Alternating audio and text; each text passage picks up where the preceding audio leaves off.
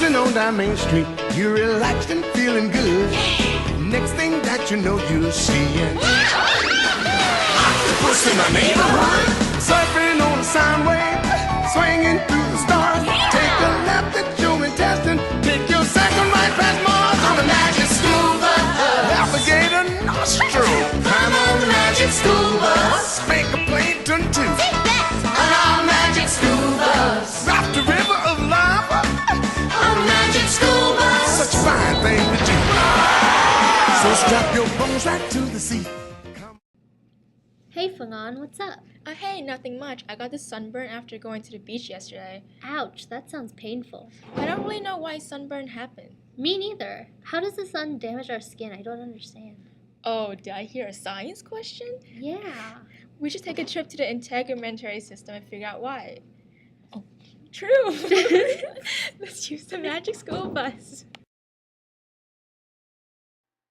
I'm so excited to explore the integumentary system.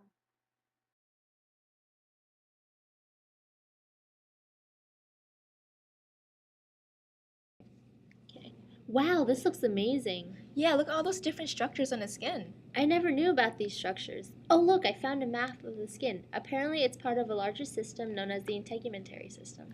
Those structures we see are called accessories according to this map. Yeah, look, it includes glands, hair, and nails. I wonder what those are all made of. Let's go find out.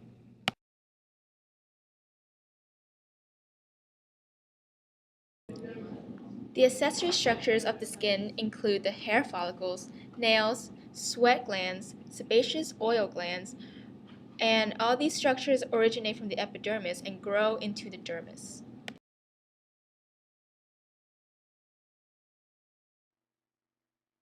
Hairs found on the skin originate in the hair follicle. These are essential to protection, especially on the scalp.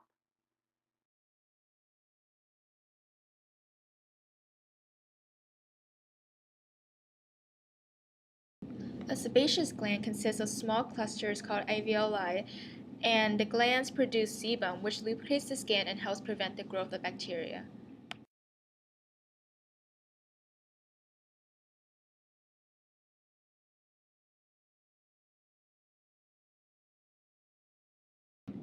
Sweat glands, also known as sudoriferous glands, are associated with the skin as well. There are two types, merocrine and apocrine.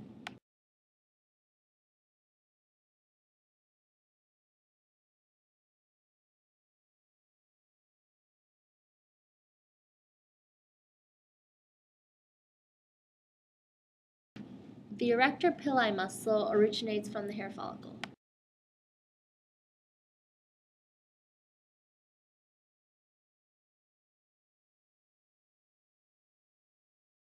The structural cells of the epidermis are the keratinocytes, produced in the lower layer, the stratum basal, of the epidermis. Keratinocytes provide protection from abrasion and water loss.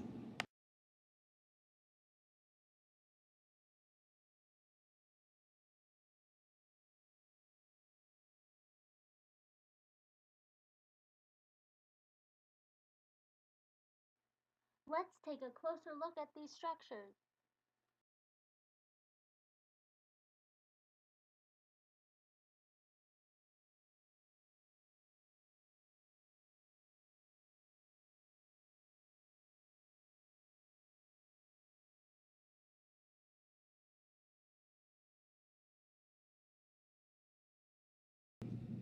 Wow, I never knew how important the skin was. It has so many functions.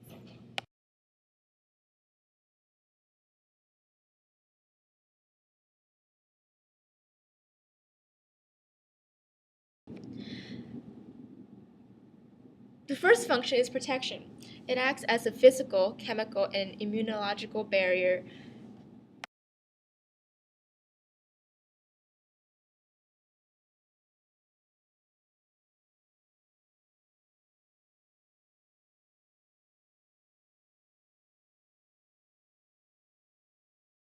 The second function is temperature regulation.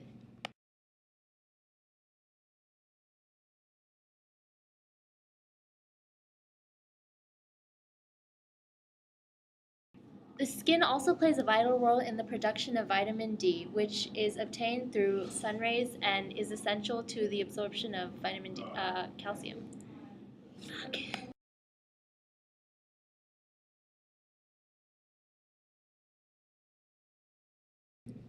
The skin contains many sensory receptors which are responsible for sensing pain and other stimuli and sending them to the hypothalamus.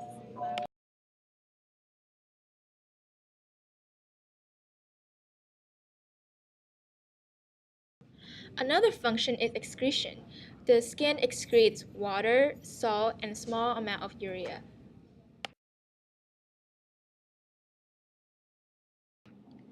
Marocrine glands are the most abundant sweat glands of the body. They are highly concentrated in the palms and the soles of your feet. They regulate body temperature by cooling the body. It's made of 99% water. In addition, apocrine glands are found around the axillary, nipple, and genital areas. The sweat from these areas can be odorous because of bacteria. Nails are located on the dorsal surfaces of the distal portions of the digits. Nails function in providing physical protection to the tips of the digits and increasing the dexterity of the hands, especially for scratching the skin and the movement of small objects. You know, it's been really hot outside lately. This makes me wonder, how does the skin regulate body temperature? Temperature is regulated as a result of negative feedback. There are temperature receptors in the skin that feed back information on the temperature of the blood to the hypothalamus, the temperature regulating center of the brain. Then the hypothalamus sends nerve impulses to the sweat glands, blood vessels, and muscles to raise or lower temperature. I've noticed that the hairs on our skin raise when we're cold. Why is that? Good observation. When it's cold, the erector pili in our skin raise the hair follicles to trap a layer of air near the skin. Air is an insulator that keeps heat in. So, what about now when it's hot outside? When it's hot, the sweat glands release sweat, which coats our skin, keeps us cool, and prevents us from overheating. That's cool. The outermost layer of the epidermis is the stratum cornea. In this thick layer, there are dead, thin, flat keratinocytes. The deepest layer of the epidermis is the stratum basal, which contains actively dividing keratinocytes, usually in a single layer, and also contains melanocytes. Well, now that we know about the structure and functions of the skin, can we explain why people have different skin colors? Sure, skin color is determined by the amount of melanin in the epidermis, which can be yellow, brown, red, or black. Skin color can also be determined by the number of keratin, which is a yellow pigment, in the epidermis and the subcutaneous tissue. And finally, I read here that the number of oxygen-bonded hemoglobin in the dermal blood cells is also a factor that determines skin color. Whoa, what's shaking? This person, like you, Fangan, just got burned. There are several ways to tell the severity of a burn. First-degree burn is when only the epidermis is damaged and there is localized swelling, redness, and pain. The most common case of first-degree burn is a sunburn. Second-degree burn is when there is injury to the epidermis and the upper region of the dermis. This is when the blisters appear. Third-degree burn is the worst. It's when the full thickness burns and the skin appears gray, white, red, or blackened. This is when the nerve endings are destroyed. This person only has slight redness and little pain. That's good to know. He only has a first-degree burn. Thank goodness, serious burns can be life-threatening. Yeah, the first threat of a serious burn is the loss of protein and electrolytes in body fluids, which could lead to circulatory system collapse. The second threat is bacterial infection. Cool.